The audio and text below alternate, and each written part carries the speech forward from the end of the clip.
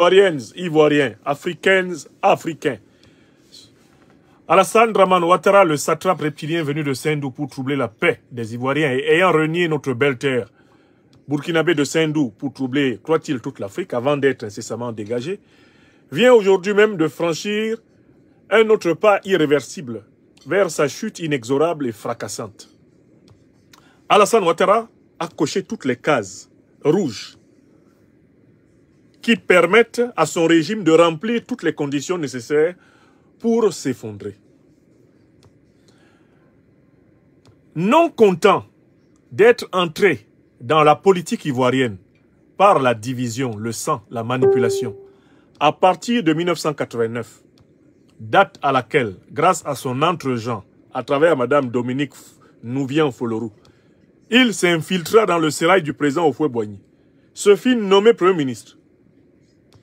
Date à partir de laquelle, à la recherche d'un bétail électoral en Côte d'Ivoire, où il était inconnu au bataillon des citoyens et des hommes politiques, Alassane Ouattara créa la carte de séjour des Africains de Côte d'Ivoire, profita de cette carte de séjour créée en 1991 pour mélanger les Ivoiriens du Nord avec leurs frères originaires du Mali, du Burkina Faso, de la Guinée, du Niger, du Sénégal, lors des contrôles d'identité, profita de cette confusion entre les Ivoiriens du Nord et leurs frères issus de la sous-région ouest-africaine ayant les mêmes patronymes, pour se positionner comme le défenseur de ceux qu'il avait contribué à exclure, tentant en 1993, à la mort du président Félix Houphouët-Boigny, de violer l'article 11 de la Constitution de la République de Côte d'Ivoire, qui prévoyait qu'en cas de décès, d'empêchement, de vacances du pouvoir du président de la République, c'est le président de l'Assemblée nationale qui assure l'intérim jusqu'à l'organisation de nouvelles élections. Empêché de voler le poste de président de la République, d'une part par le PDCIRDA, dont le secrétaire général, feu le ministre Laurent Dona Fologo a témoigné. Empêché de ravir le poste de la présidence de la République de Côte d'Ivoire par le refus de celui qui était alors le chef d'état-major de l'armée ivoirienne, le général de brigade Robert Gueye, paix à son âme, Alassane Dramane Ouattara s'enfuit de Côte d'Ivoire et proclama dans tous les médias internationaux qu'on ne voulait pas qu'il soit président parce qu'il était musulman et originaire du Nord. Avec le temps, tout le monde sait qu'Alassane Dramane Ouattara n'a rien de musulman. Sa vie quotidienne est connue des Ivoiriens et de tous ceux qui l'observent. Ce n'est pas une vie de musulman, ni de près ni de loin. Avec le temps, tout le monde reconnaît. Et son pays natal le reconnaît comme étant un renégat. On sait qu'il est de Sendou. C'est un citoyen voltaïque de père et de mère, burkinabé de père et de mère, mais qui a renié notre belle patrie burkinabé, dont il est devenu entre-temps le plus grand ennemi mondial. Alassane Ouattara ne s'est pas arrêté là. Il tenta d'obtenir par plusieurs fois des alliances lui permettant de se repositionner au centre du jeu politique ivoirien. 1995, c'est le Front républicain. À la tête du RDR, il passe une alliance avec le FPI d'alors, du président Laurent Gbagbo, pour boycotter l'élection présidentielle de 1995. Et c'est parce qu'Alassane Ouattara est exclu de cette élection que le président Gbagbo, par solidarité d'opposition, s'engage à la boycotter et ne sera pas candidat. Cela ne suffira pas. En 1999, précisément, le 24 décembre, c'est Alassane Dramane Ouattara qui est à l'origine du coup d'État qu'il avait annoncé. Il avait dit « Je frapperai ce pouvoir moribond et il tombera. Je rendrai ce pays ingouvernable. » Et ce sont les proches d'Alassane Dramane Ouattara dans l'armée ivoirienne qui perpètrent le coup d'État qui renverse le président Aimé-Henri Konan Bédié. Ouattara revient aussitôt. Il félicite ceux qui ont fait le coup d'État et se met à attendre du général Robert Gueye qu'il lui donne le fauteuil. Seulement, courant 2000, le général Robert Gueye fait volte-face, se présente lui-même comme candidat. Se servant de l'article 35 de la Constitution de 2000, obtient l'exclusion d'Alassane Dramane Ouattara de l'élection pour nationalité douteuse, pour vagabondage de nationalité. L'élection est donc réservée à cette époque-là au général Robert Gueye et principalement à l'opposant historique Laurent Gbagbo qui, sans difficulté, gagne l'élection contre le général Robert Gueye et lorsque celui-ci veut s'accrocher au pouvoir, mobilise le peuple ivoirien avec la solidarité d'une bonne partie des forces régaliennes de la Côte d'Ivoire et s'installe au pouvoir.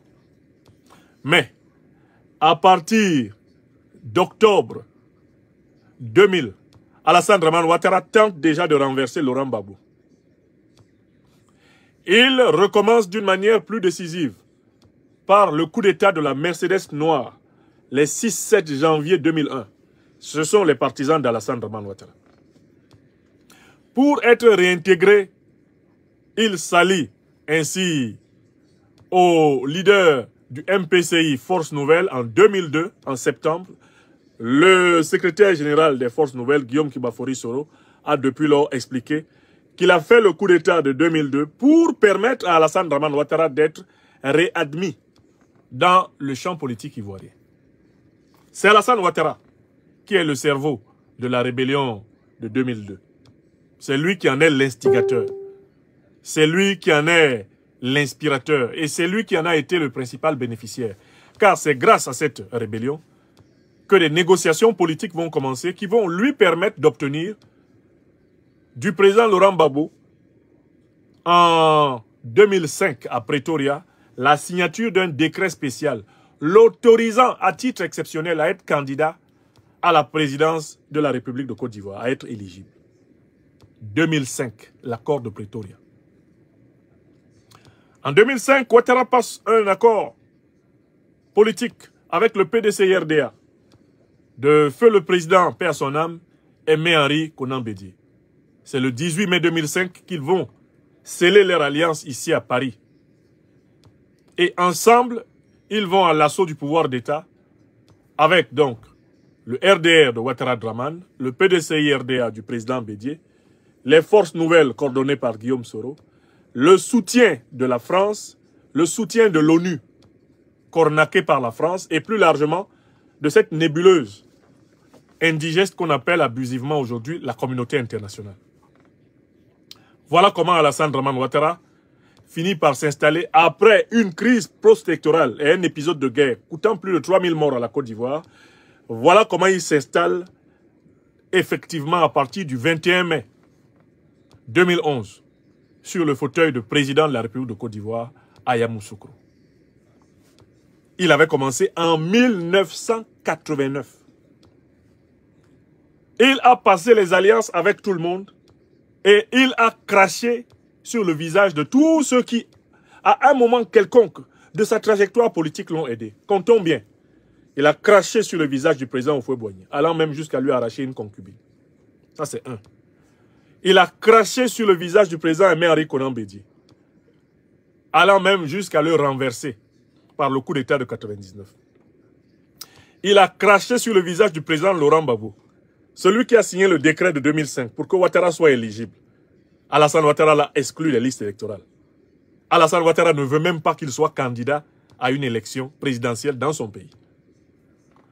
Il a craché sur le visage du président Guillaume Kibafori Soro, qui a consacré les plus jeunes années de sa vie à combattre pour sa réinclusion, à combattre contre l'idéologie de l'ivoirité qu'Alassane Ouattara avait réussi non seulement à créer, mais à utiliser contre ses adversaires, en la leur faisant porter, alors que c'était lui qui avait en réalité fabriqué le versant politique de l'ivoirité. Car l'idéologie de l'ivoirité à la base, c'est un concept culturel. C'est un concept de métissage culturel qui n'avait pas vocation à servir de concept d'exclusion. Celui qui a manipulé cela pour en faire un concept d'exclusion politique, c'est Ouattara Dramane. Il a fallu le recul du temps pour que nous nous rendions compte que c'est ce qu'il a fait, c'est ce qu'il est. C'est le plus grand diviseur de la Côte d'Ivoire. Le PGDCI. PGDCI. Le plus grand diviseur de la Côte d'Ivoire, c'est Alassane Dramane Ouattara. Vous comprenez? C'est ce monsieur-là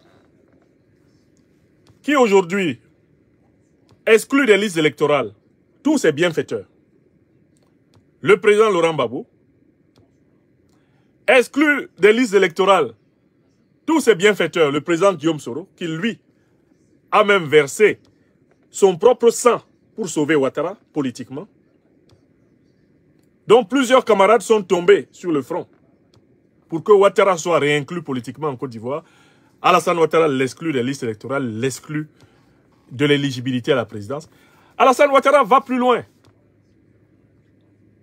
Il va dans la famille du président Félix Houphouët-Boigny et il prend Tidiane Thiam, qui est l'un de ses petits-fils par alliance. Il l'exclut des listes électorales, il l'exclut de la nationalité ivoirienne. Et bientôt, il va se mettre à le traquer à Cocody avec ses criminels en leket, comme un vulgaire bandit.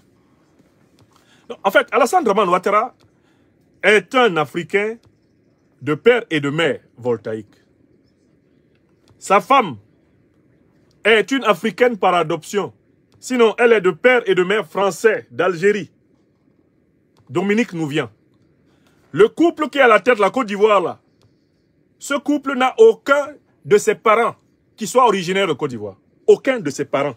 C'est-à-dire que ni Ouattara ni sa femme n'ont un seul parent qui soit originaire de la Côte d'Ivoire. Et ce sont eux qui sont assis actuellement à la tête de la Côte d'Ivoire, avec à la tête des institutions ivoiriennes. Systématiquement, des gens qui sont venus d'ailleurs, de la sous-région africaine. Madame Kandia Camara, là, elle est de père et de mère guinéen d'origine. Monsieur Adama Bictogo, que vous voyez là, il est de père et de mère burkinabé d'origine. Vous voyez les principales positions sociales? Alassane Dramane Ouattara est en Côte d'Ivoire parce que le président Houphouët-Boigny a mis en place une politique d'intégration africaine et qu'il a eu la souplesse de l'intégrer dans la citoyenneté ivoirienne. Au nom du modèle d'hospitalité légendaire que le président Houphouët-Boigny voulait incarner en Côte d'Ivoire. C'est Alassane Ouattara qui exclut. Aujourd'hui, les filles et les fils de la Côte d'Ivoire, ivoiriens de naissance, c'est Alassane Ouattara qui les exclut. Alassane Ouattara les exclut tous. Il veut organiser en octobre une parodie comparable à celle de 2020 avec des opposaillons, avec des individus qui sont en réalité de simples spécimens, qui sont de simples marionnettes. Il veut organiser une pseudo-élection, ce que j'ai appelé une pourrie élection, pour se reconduire pour un 4e mandat anticonstitutionnel, parce que le 3e était anticonstitutionnel. Bon. Maintenant, allons plus loin dans mon raisonnement. Je voulais vous rappeler qui est Ouattara. C'est ce qu'il est. C'est le plus grand diviseur commun de la Côte d'Ivoire. C'est le principal responsable du plus grand nombre de morts violentes que la Côte d'Ivoire ait jamais connues dans son histoire après le président Félix Houphouët-Boigny, Alassane Ouattara. Et c'est de tous les dirigeants ivoiriens, il est le premier dirigeant ivoirien qui n'ait aucun ascendant d'origine ivoirienne. C'est-à-dire que s'il y en a un qui devait faire preuve d'un esprit d'ouverture, qui devait faire preuve d'un esprit de respect obséquieux de la Côte d'Ivoire, parce que la Côte d'Ivoire lui a donné ce qu'il ne pouvait pas avoir dans son pays natal, le Burkina Faso, ce serait Ouattara. S'il y a quelqu'un qui devrait être le dernier à exclure un Ivoirien de Côte d'Ivoire, ça serait Ouattara, parce que lui, la Côte d'Ivoire l'a accueilli, bien que ce soit par césarienne. Voilà l'homme. Mais allons plus loin. Vous êtes mes témoins, vous qui écoutez cette émission. Ici, sur TikTok, j'espère que vous l'avez partagé. Là, sur YouTube, là, sur Facebook. Quand M. Tidiane Thiam, ayant quitté son travail à la tête du Crédit Suisse, a engagé son retour en Côte d'Ivoire en affichant son ambition de conquérir la tête du PDC-RDA, après la mort notamment du président Aimé-Henri Konan Bédié. Il a fait ce retour, tout le monde s'en souvient, avec la bienveillance de M. Alassane Dramane Ouattara. Je voudrais que tout le monde se souvienne que Alassane Dramane Ouattara, que voilà, a facilité le retour de Tidiane Thiam dans le champ politique ivoirien. Il a même facilité son retour pour prendre la tête du PDCRDA. Mais tout le monde a bien compris qu'Alassane Ouattara le faisait dans quel but? Il le faisait à condition que Tidiane Thiam, en retour, lui livre le PDCIRDA. Ouattara faisait rentrer Tidiane Thiam en Côte d'Ivoire. Il facilitait la montée en puissance de Tidiane Thiam à la tête du PDCI. En partant du principe que Tidiane Thiam prendrait le PDCIRDA pour le lui donner. Parce qu'Alassane Ouattara n'a pas renoncé à phagocyter et à faire disparaître à tout jamais l'œuvre du président Félix Houphouët-Boigny et de ses compagnons historiques qui ont proclamé l'indépendance formelle de la Côte d'Ivoire le 7 août 1960. Alassane Ouattara veut effacer l'œuvre du président Houphouët-Boigny. Pour cela, il a toujours tenu à ce que le PDCI disparaisse et se fonde dans son fameux restaurant, son parti bric-à-brac qu'il appelle le Rassemblement des soi-disant oufouettistes pour la démocratie et la paix. Donc quand Ouattara permet à Tidiane Thiam de renouveler ses papiers ivoiriens à l'ambassade de France ici à Paris, là, quand il faisait ça, c'était bien à condition que Tidiane Thiam vienne pour aller prendre le PDCI et venir lui donner à lui Ouattara. Tout le monde a bien vu ça se faire. Et quand Alassane Dramane Ouattara s'est mis à faire des yeux doux à Tidiane Thiam, quand Tidiane Thiam nous a présenté Alassane Ouattara comme son tonton, son tuteur, son papa, son conseiller, quand Tidiane Thiam est allé même jusqu'à dire que lui, vraiment, de toutes les façons, il préfère avoir de bonnes relations avec son tonton, son tuteur, son papa, Alassane Dramane Ouattara. Mais il ne préfère pas avoir de bonnes relations avec les opposants jurés à Alassane Ouattara comme Guillaume Soro. Que lui, Tidiane Thiam a présenté comme un serpent dans son pantalon. J'ai donné des conférences ici pour dire ceci à Thiam Tidiane.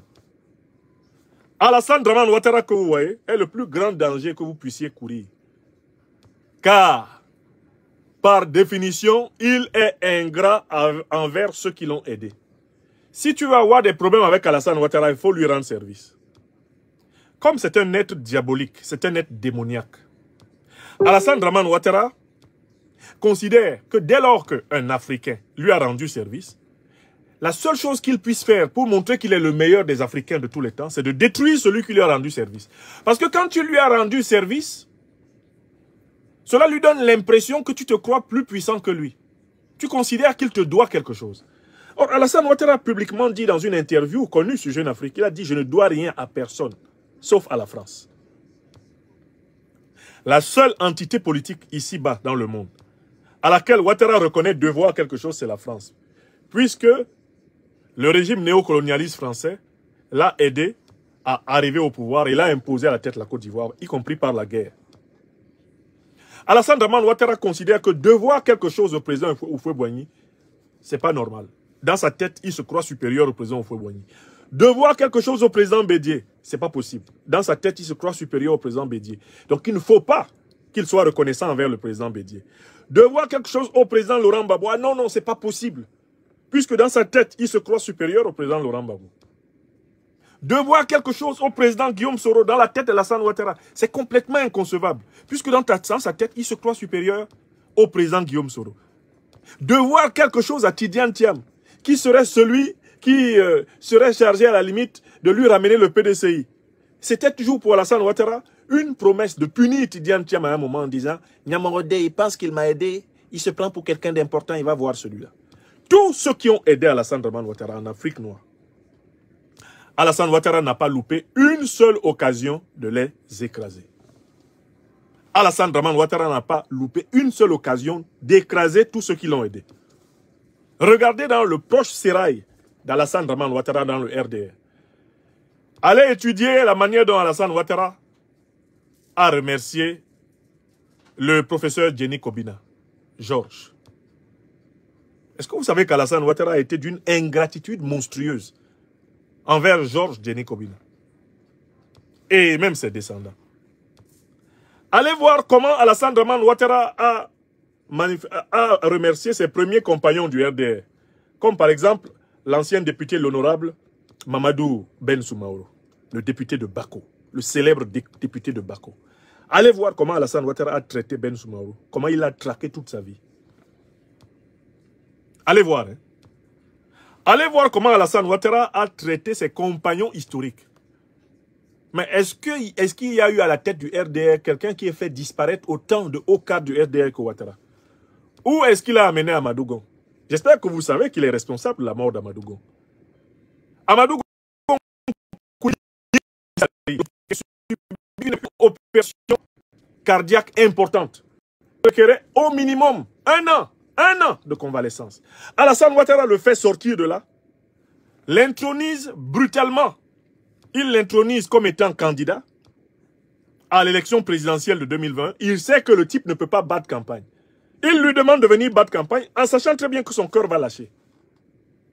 Le type arrive, il meurt dans les mains de Ouattara et Ouattara a l'alibi tout trouvé pour dire que mon candidat est décédé, je n'ai pas eu le temps de me préparer à une autre option, je suis candidat. C'est lui qui a ramené, contre tout bon sens, contre les préconisations des médecins, Amadou Gon Coulibaly. Parce qu'il voulait qu'Amadou Gon Coulibaly pète un câble, pète une durite. Et c'est arrivé. À peine 1 à 2 semaines après le retour de cet homme, il est mort dans les bras. Il est mort dans les bras d'Alassane Ouattara, qui faisait semblant de pleurer. Mais qui a enterré Amadou Soumaoro, alias Cimetière, qui était présenté comme un grand fils de Séguéla? Qui l'a conduit à sa dernière demeure, Ouattara Draman? Qui a conduit Ahmed Bakayoko, le Golden Boy, à sa dernière demeure, Alassane Draman Ouattara? Qui a conduit quelques-uns des militaires qui se sont battus pour lui, comme Ouattao, à sa dernière demeure, Alassane Draman Ouattara? Vous voyez, ce monsieur-là, c'est une hécatombe incarnée, Alassane Draman Ouattara. C'est un psychopompe. Dans la mythologie ancienne, le psychopompe est un individu constamment en train de vivre de la mort des autres. C'est un commerçant de mort. C'est un individu nécrophile. Alassane Draman Ouattara est un nécrophile. C'est-à-dire c'est quelqu'un qui vit de la mort d'autrui. C'est un saprophite nécrophile. C'est ce qu'il est, Alassane Draman Ouattara. Vous ne trouverez jamais de grand Ivoirien qui ait prospéré autour de Ouattara. Pas un seul. Regardez comment il a traité Daniel Kablan Duncan. Daniel Kablan Duncan, qu'il avait présenté à un moment donné. C'est le meilleur de nous-mêmes. Il a créé le poste de vice-président de la République. Il a mis Daniel Kablan Duncan, que j'appelais exactement le politicien pantouflard. Quand il a nommé Daniel Kablan Duncan vice-président de la République, il s'est mis à l'humilier. Matin, midi et soir.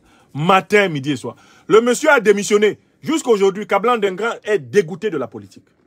Si tu parles même de politique à Kablan Duncan aujourd'hui, vraiment, il estime que tu ne l'aimes pas. Tellement Alassane Ouattara lui a fait ça dur.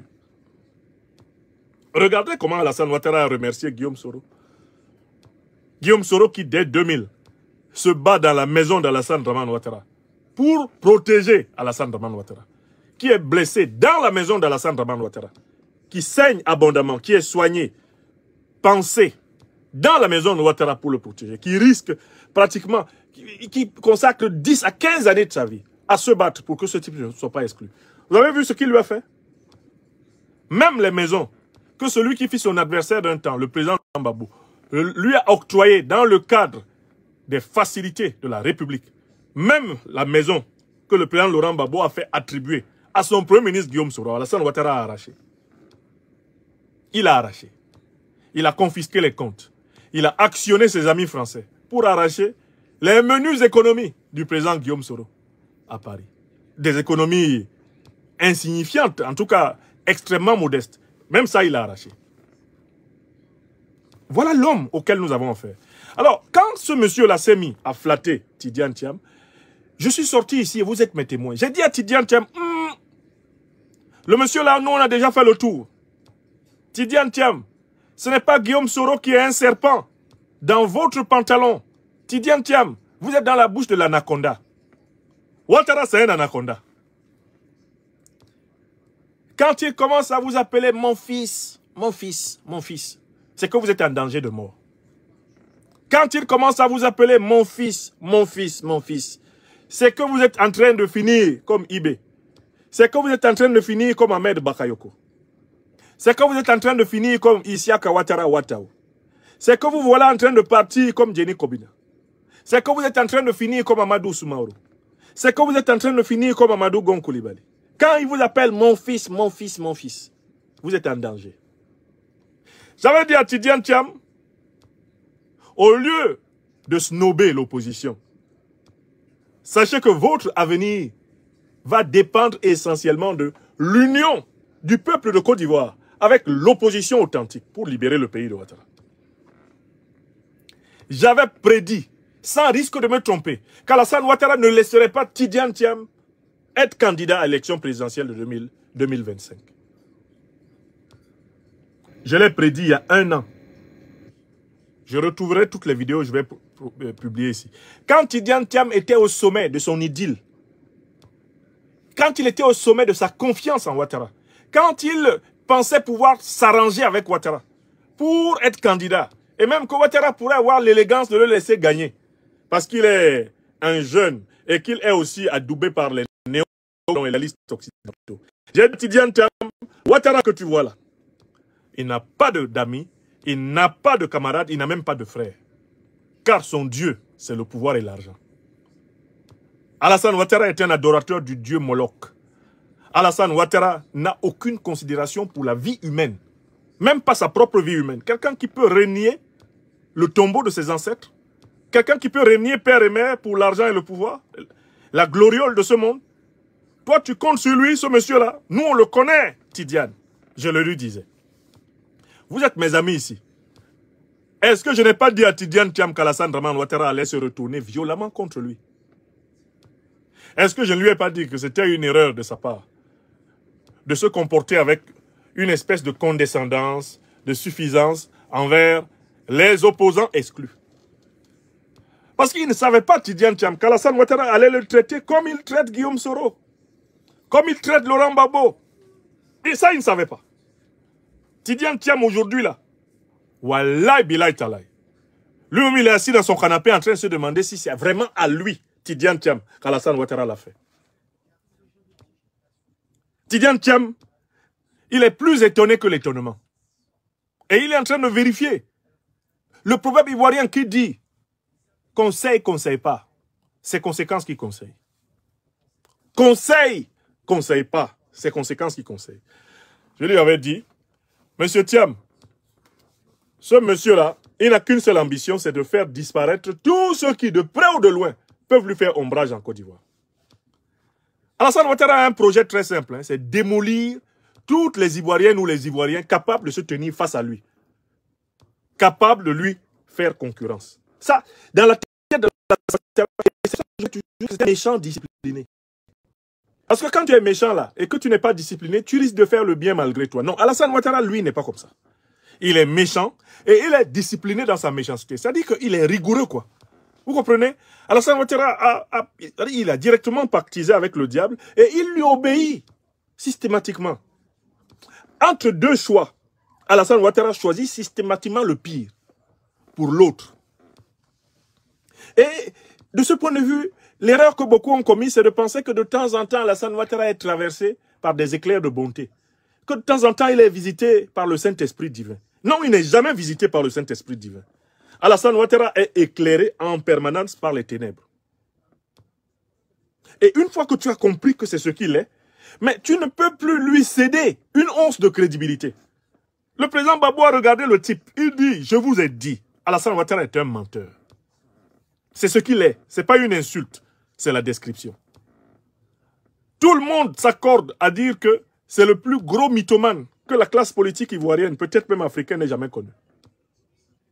Mais comment Tidiane pouvait-il penser que ce type-là va accepter de courir le risque que Tidiane dise en octobre « Ah non, je pense que j'ai remporté plus de voix que ce qu'il est en train de dire. » En effet, Tidiane Thiam.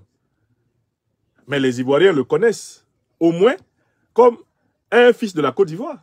Tidiane Thiam a fait ses études en Côte d'Ivoire. Il a grandi en Côte d'Ivoire.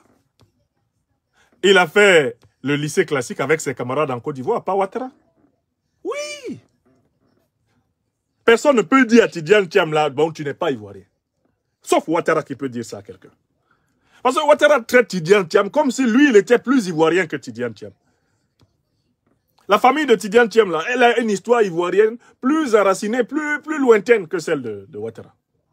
On a beau essayer de forcer. Oh, c'est un Sénégalais. Ok, d'accord. Mais son père, Amadou Thiam, la famille de sa mère, les familles alliées de la famille Houphouët-Boigny, ils sont là-bas, ils sont ensemble. Ce n'est pas par hasard que le frère de Tidiane Thiam est gouverneur résident de Yamoussoukro. Chef de la famille, dans le cadre du matriarcat des Baoulés. Tu ne peux pas être chef de famille si vous n'êtes pas de cette famille-là. Mais vous voyez, Alassane Dramane Ouattara, il remet tout en cause. En fait, il remet la Côte d'Ivoire en cause. Alassane Ouattara dit que les Ivoiriens n'existent pas. La Côte d'Ivoire n'existe pas. Ce qui existe, c'est le désir de Ouattara. Et je me suis efforcé, il y a 1 an et demi, de prévenir notre frère Tidiane Thiam. Mais Alassane Ouattara avait déjà pris sa tête. Parce que quand Alassane Ouattara prend ta tête, sur le moment, tu crois que tu es intouchable. Tu crois que tu es arrivé à l'endroit qu'on appelle, au jeu de poursuite, pouce déchiré. Pouce déchiré. Je suis au paradis. Alassane Dramane Ouattara, c'est quelqu'un qui te coupe d'abord de la réalité avant de te détruire. Et c'est le processus qu'il a utilisé. Il a commencé par veiller à couper Tidiane Thiam progressivement du reste de l'opposition, à le présenter comme quelqu'un qui avait un accord implicite avec lui, Alassane Ouattara. Une fois qu'il a réalisé cela, il vient de foutre une balayette à Tidiane Thiam. Alors, j'en viens à la conclusion de mon propos. Je voulais juste d'abord que tout le monde constate que tout ce qui arrive à Tidiane Thiam là, moi je fais partie de ceux qui lui avaient dit que ça allait se passer comme ça. Ça allait se passer comme ça. Donc je crois que, si je ne m'abuse, Tidiane Thiam est né à Paris. Mais sa famille est une famille enracinée en Côte d'Ivoire. Les traces de la famille de Thiam, dans le canton des Akoué, ce n'est pas un débat. Ce n'est pas parce que moi je suis opposé à ce qu'il devienne président de la République. Je suis contre sa victoire. Je ne suis pas contre sa candidature, Tidiane. Je suis contre sa victoire parce que, en fait, globalement, sa philosophie qui est celle du néolibéralisme, qui est celle de l'ultralibéralisme et du capitalisme, est aux antipodes d'une véritable philosophie de la libération africaine. Et ça, c'est un débat idéologique. Je suis idéologiquement opposé à Tidiane Thiam. Mon candidat à l'élection présidentielle en Côte d'Ivoire s'appelle Guillaume Soro, de Génération et Peuple Solidaire. Et nous avons une philosophie panafricaniste révolutionnaire de gauche pour gouverner la Côte d'Ivoire. Ça, c'est notre axe. D'où, en Côte d'Ivoire, nous sommes la formation politique naturellement alliée à l'AES. Est-ce qu'il y a un homme politique plus allié à l'AES en Côte d'Ivoire que Guillaume Soro? Parce que nous sommes sur la même ligne que l'AES. La libération totale de l'Afrique, de la domination néocolonialiste et impérialiste. Libération totale. Toutes les bases militaires étrangères en Côte d'Ivoire, dehors. Préparation à la sortie du CFA. Processus politique endogène. Refondation des institutions sur des bases d'intuition propre. Voilà l'axe. C'est pour ça que Guillaume Soro est à Bamouania. Je vous demande, est-ce qu'il y a un homme politique en Côte d'Ivoire qui soit plus AES que mon candidat, Guillaume Soro? Donc, du point de vue donc idéologique, nous on est opposés à Tidiane Thiam. Il n'y a pas de problème. Mais cette manière qu'Alassane Ouattara a de traiter tous les Ivoiriens comme des moins que rien, ça là on n'est pas d'accord. Je peux ne pas être d'accord idéologiquement avec Tidiane Thiam, mais je ne suis pas content de voir Alassane Ouattara se lever et maltraiter les Ivoiriens chez eux. Non! Et c'est ça la grandeur en politique.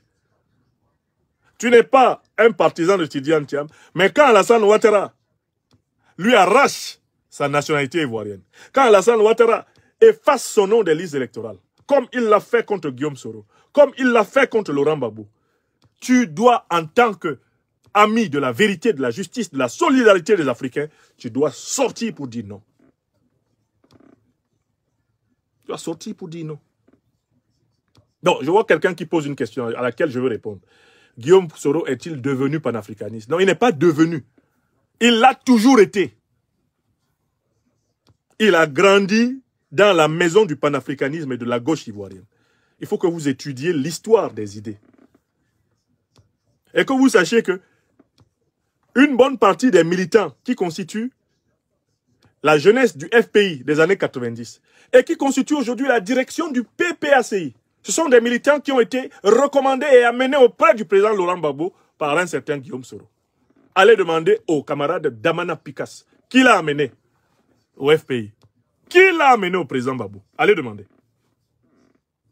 Guillaume Soro n'est pas devenu panafricaniste. Il l'a toujours été. Il a toujours été. Au moment où vous, là, qui parlez de panafricanisme, vous ne connaissiez même pas la définition.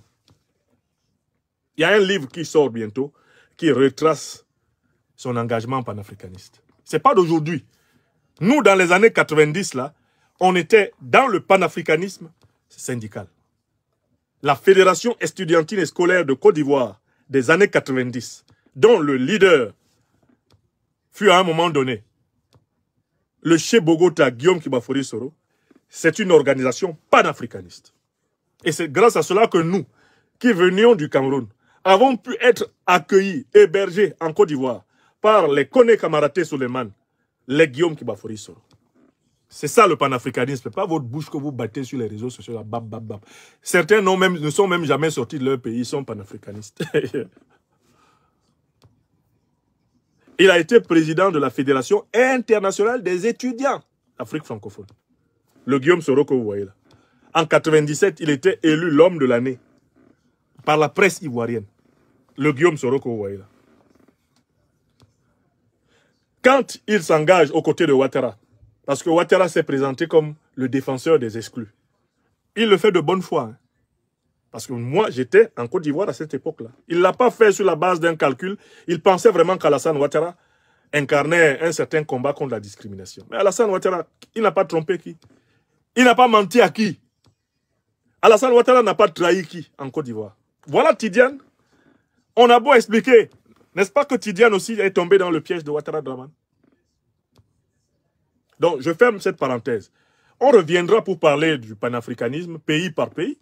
Il y a des gens aujourd'hui qui se présentent comme des panafricanistes, mais nous, on est pourtant de la même génération. On était tous nés en 1972. Nous, on était panafricanistes dans les années 90. Allez chercher tous les 50 ans qui parlent, là, ils étaient où?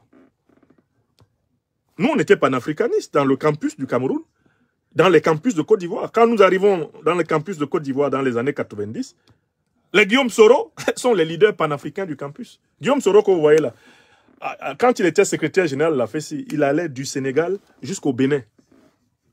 Il voyageait du Sénégal au Bénin. Ce n'est pas aujourd'hui qu'il a découvert ça. Ce n'est même pas avec la rébellion qu'il a découvert l'Afrique. C'est en tant que leader syndical. Il connaissait déjà Dakar, il connaissait Bamako et les camarades qui dirigeaient les syndicats. Il connaissait le Niger, il connaissait le Bénin. Mais les camarades sont là, qu'ils témoignent. Notre panafricanisme, c'est longtemps avant que vous ne soyez sur les réseaux sociaux. Nous, on était déjà en Afrique. Et il faut qu'on vous explique ça parce que vous êtes dans l'ignorance. Ah, elle était panafricaniste. Vous pensez qu'on devient panafricaniste le jour où vous l'êtes? Vous êtes panafricaniste là. Beaucoup d'entre ceux qui parlent de panafricanisme aujourd'hui, est-ce que vous les connaissiez en 2010 comme panafricanistes? Je dis bien 2010. Ne prenons même pas loin. Remontons 1992, 93, 94, 95. La plupart de ceux qu'on vous présente comme des panafricanistes là, mais c'est les gens de notre génération. Ils étaient où? Ils ont fait quel engagement dans les années 90? Donc faites très attention. Avec l'arrivée de Facebook, de TikTok, etc., les gens, oh, je suis panafricaniste. Non, c'est récent. Nous, on était là avant. On était là avant. On a commencé à 18 ans. 18 ans. J'ai 53 maintenant. Et Guillaume a commencé même plus tôt que moi. Parce que c'était déjà un leader syndical avant ses 18 ans, avant sa terminale. Il était déjà à la tête de la résistance partout où il passait. Voilà la vérité, mais il faut étudier les gens avant de parler. Et ne venez pas ici parce que vous avez la possibilité d'écrire un commentaire sur Facebook ou sur YouTube. Pensez que vous pouvez résumer l'histoire du panafricanisme en Côte d'Ivoire. Allez étudier les cercles d'études socialistes sous la direction du professeur Bernard Zadi Zaourou, sous la direction du grand camarade Tanoé. Allez étudier, allez demander, il est encore vivant, au professeur Bamba Morifere.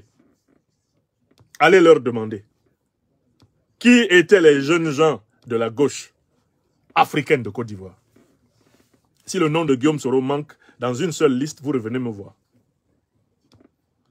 Donc, attention, comme on dit à Abidjan, Dans beaucoup de sujets, là, les moutons marchent ensemble, mais ils n'ont pas le même prix. La plupart des gens qui écrivent panafricanistes ici sur les réseaux sociaux, ils ne sont entrés en contact avec cette idéologie que après, on va dire après maximum. Pour les plus anciens, c'est après 2010. D'accord? Après 2010. Vous êtes apparu après 2010 dans cette affaire. Étudiez ce qui s'est passé avant. Montez dans les années 80, les années 70, et respectez ceux qui ont vécu. Ne vous prenez pas pour des inventeurs de glace, parce que vous avez une page Facebook. Bon.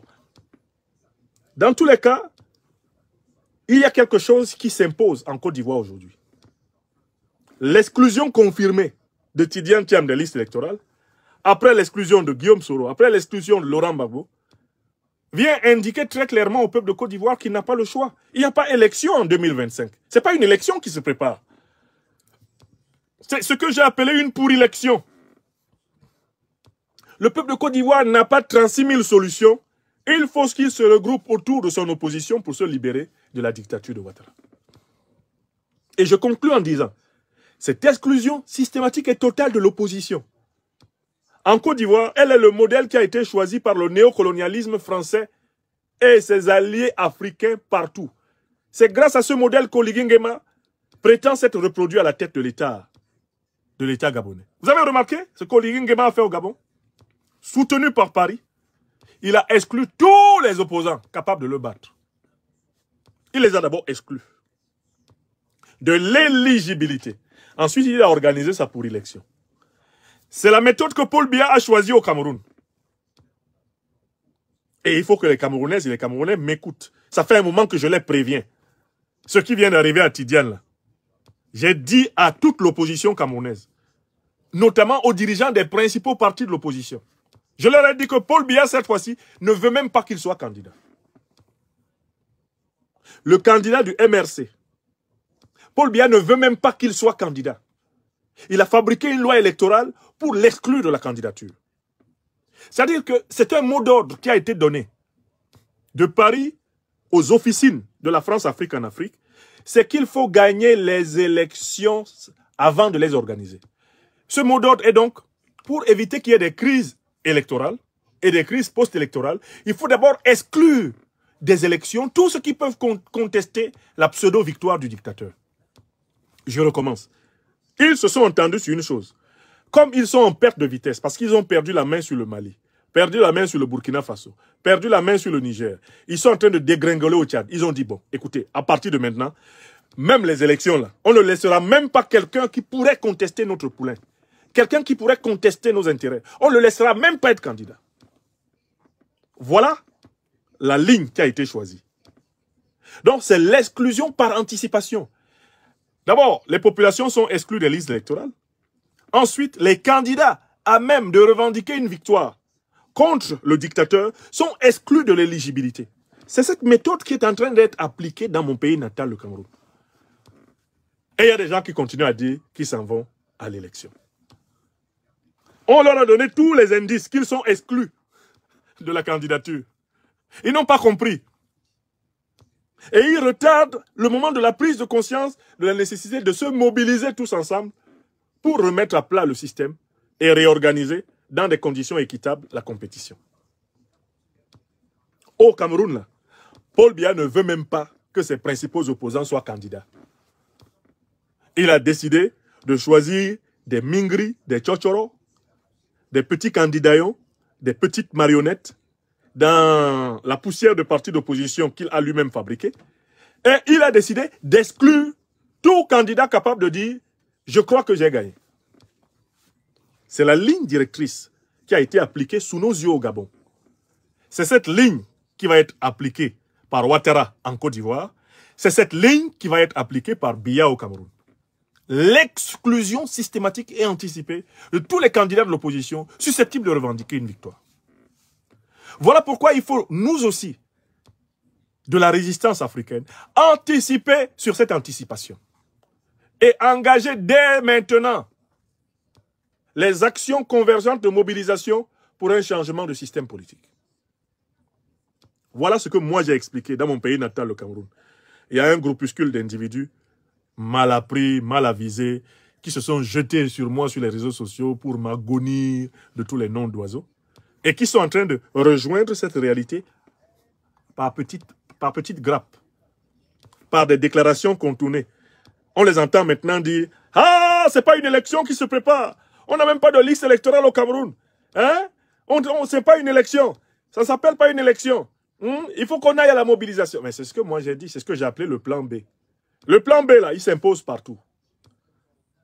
Partout où le dictateur a bloqué les forces de défense et de sécurité, bloqué la commission électorale, bloqué la loi électorale, bloqué la Cour constitutionnelle ou Cour suprême. Partout où le système ne peut que reproduire le satrape en place, les oppositions et les peuples n'ont pas d'autre choix. C'est la mobilisation populaire pour la refondation, pour la reconstruction du cadre de la compétition politique. C'est-à-dire, c'est la lutte pour une transition. Il n'y a rien à faire quand on a un dictateur barricadé. Et c'est ce que je voulais rappeler ici. La démonstration que j'ai faite à Tidjane Thiam, qu'il serait exclu, je la fais tous les jours à plusieurs opposants camerounais, en leur disant, vous êtes exclus. Vous regardez Tidjane Thiam comme ça, il n'est plus dans la liste électorale. Vous, au Cameroun, vous croyez que vous êtes dans la liste électorale. D'abord, même au Cameroun, la liste électorale n'existe pas. Donc, comment toi, tu peux savoir que toi, opposant, tu es dedans? Alors que la liste n'existe pas. On ne veut même pas la publier. On va attendre la dernière minute. Pendant que ton électorat supposé sera en train de croire qu'il lui suffira de sortir avec son bulletin de vote pour voter pour toi, on dit il n'y a même pas un bulletin de vote à ton image. On dit que tu n'es pas candidat. Et comme tu auras passé le temps à dire aux gens, ah, attendez, vous allez voter pour moi. Quand on va dire que tu n'es pas candidat, tu dis quoi aux gens? Tu dis quoi aux gens à ce moment-là? Tu leur dis quoi? Allez, quand même, prenez un bout de papier, dessinez mon visage, écrivez mon nom, allez mettre dans l'urne. C'est ce que tu vas dire, toi l'opposant exclu? Non. Il faut assumer la responsabilité que nous avons d'appeler nos peuples à se tenir debout comme un seul homme et à exiger la remise à plat du système de compétition, la remise à plat du système de dévolution du pouvoir. Donc, en fait, le plan B va s'imposer partout. Imaginons même que vous disiez, bon, imaginons que le candidat principal de chaque parti de l'opposition africaine là soit finalement exclu. Ah, nous allons promouvoir un candidat bis. Qui vous a dit qu'il va accepter vos candidats bis? Mais imaginons par exemple au Cameroun, le MRC, son candidat, le professeur Kamto, est rayé des listes électorales, où il est carrément empêché d'être éligible. Le MRC choisit quelqu'un d'autre. Imaginons quelqu'un qui soit peut-être relativement aussi populaire que le premier candidat. Mais qui vous a dit que Paul Biya va l'accepter? C'est lui qui choisit les candidats. Pareil, les gens s'asseyent là. Par exemple, le PPACI, à la dernière minute, le président Babo se rend compte que Ouattara ne veut pas, etc. Ouattara ne veut pas. Il prend un nouveau candidat. Par exemple, il choisit un des membres du PPACI ou une dame du PPACI. Il dit, voilà, c'est toi qui es la candidate. Qui vous a dit que Ouattara est obligé de l'accepter? Ouattara ne veut pas de candidat de GPS. Il ne veut pas de candidat de PPACI. Est-ce qu'il vous a dit, je ne veux pas Babou? Est-ce que vous connaissez même les dictateurs là? Paul Biya dit, je ne veux pas de candidat du MRC. Il a envoyé son ministre de l'administration territoriale dire ça. Les gens n'ont pas compris que même s'il change de candidat, le dictateur refuse. Il trouvera toujours une argutie pour dire que non, cette personne ne remplit pas telle ou telle condition. Alors on fait quoi? Vous pouvez changer 10 fois de candidat. Il dit non. On fait alors quoi? Vous serez obligé de venir à l'analyse que je vous donne depuis plus de 6 mois, un an, 2 ans à l'avance. La mobilisation populaire, c'est la solution au Cameroun, c'est la solution en Côte d'Ivoire.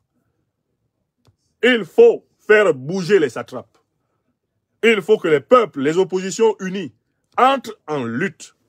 Il n'y a pas de 36 000 solutions. On ne s'en sortira pas en attendant. On ne s'en sortira pas en attendant. Plan B. Parce que même si vous changez de candidat, mais Alassane Ouattara va refuser votre candidat. Paul Biya va refuser votre candidat. Sa tête ne lui revient pas. Ce n'est pas un candidat qui est allé au secrétariat général récupérer une enveloppe. Il ne l'accepte pas. La vie continue. Oui. Ah, imaginons, je ne sais pas, je m'amuse comme ça, PPACI. On ne veut pas accepter la candidature du président Babo. Alors, le président Babo dit, bon, professeur Danon Djedje ou bien Damana Pikas, hein, allez-y, c'est toi qui y vas. Qui vous a dit que Ouattara va les accepter? Qui vous a dit que Ouattara va les accepter? Même nous, à Génération Un Peuple Solidaire, le président Guillaume Soro étant empêché, etc., on se lève, on dit, ah, tel camarade, par exemple, camarade de Soul to Soul, tu es notre vice-président, ou n'importe tel, vas-y, toi, puisqu'on a empêché le président. Qui vous a dit que Ouattara va accepter un candidat de GPS? Nous-mêmes, GPS, Ouattara même déjà, dans sa tête, lui, il a dissous, il dit qu'il a dissous GPS. GPS n'existe pas. Non, en fait, en Côte d'Ivoire comme au Cameroun, nous sommes confrontés au même problème. Nous devons modifier le rapport de force politique avec le satrape. Le rapport de force politique. Alors, la question c'est, le PPACI, GPS en Côte d'Ivoire, sont rompus à la lutte politique, à la lutte populaire. Ce sont des partis qui ont cette expérience. Le PDCI avait perdu cette expérience. Depuis les années 40-50. Année d'émergence du PDCI comme mouvement d'abord de gauche. Mouvement émancipatoire. Le PDCI s'est progressivement embourgeoisé. C'est devenu progressivement un parti de cadres. Un parti de gens à la peau satinée et qui aiment vivre sous le climatiseur et qui aiment la bonne vie. Ils aiment toujours être de près ou de loin associés au pouvoir parce que vraiment, eux, la vie dans l'opposition, ça les fatigue. La question qu'on doit poser à Tidiane Thiam, c'est le PDCI est-il un parti politique en capacité de mener encore aujourd'hui une lutte populaire? Est-ce que le PDCI peut entrer dans le dur de la résistance comme PPACI, comme GPS? Parce que nous on est nés dedans. La lutte, là, c'est notre vie. Mais quand je regarde nos camarades du PDCI-RDA, le président Bédié a mené ses derniers combats avec un courage inouï. Mais alors qu'il a un électorat massif, est-ce que vous n'avez pas vu qu'il avait du mal à pouvoir faire du PDCI une machine de lutte politique populaire? Pourquoi? Parce que les longues années passées au pouvoir, entre 1960 notamment et 1999, ont transformé progressivement le parti en un parti bourgeois, un parti de centre droit et même de droite libérale. C'est ce que le PDCI est progressivement devenu. Donc quand on va leur dire maintenant, eh bien, écoutez, on doit prendre la rue. On doit prendre la rue partout.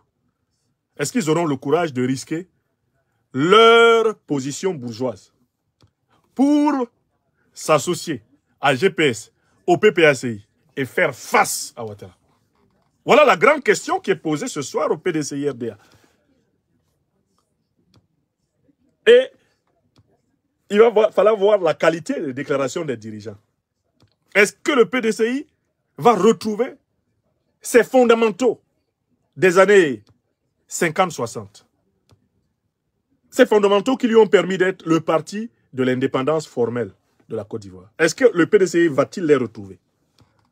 Ça, c'est la question qui se pose à son niveau. C'est sa responsabilité.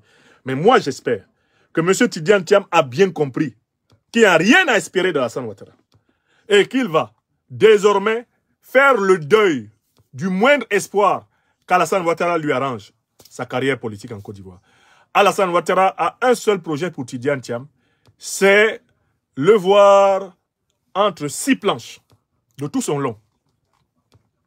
Le projet qu'Alassane Ouattara a eu pour Ouattao, le projet qu'Alassane Draman Ouattara a eu pour IB, le projet qu'Alassane Draman Ouattara a eu pour Amadou Gon, le projet qu'Alassane Draman Ouattara a eu pour Amadou Soumaoro, 10 cimetières, c'est ce projet qu'il a pour Tidiane Thiam. Tout Ivoirien, toute Ivoirienne qui se dresse devant Ouattara est dans la tête de Ouattara représenté comme une Ivoirienne, un Ivoirien mort. Il faut le savoir et le combattre en conséquence. Il faut le savoir et le combattre en conséquence. Et cela s'applique dans la situation politique camerounaise. Que les gens n'espèrent pas que le pouvoir fasse une passe à l'opposition. Ils ont reçu l'imprimatur de Paris pour exclure par anticipation les opposants qui peuvent leur créer un problème. Parce que Paris est en perte de vitesse en Afrique. ayant perdu la main sur le Mali, perdu la main sur le Burkina, perdu la main sur le Niger, était en train de perdre la main sur le Tchad, Paris a décidé de renforcer les satrapes pour sauver ses meubles.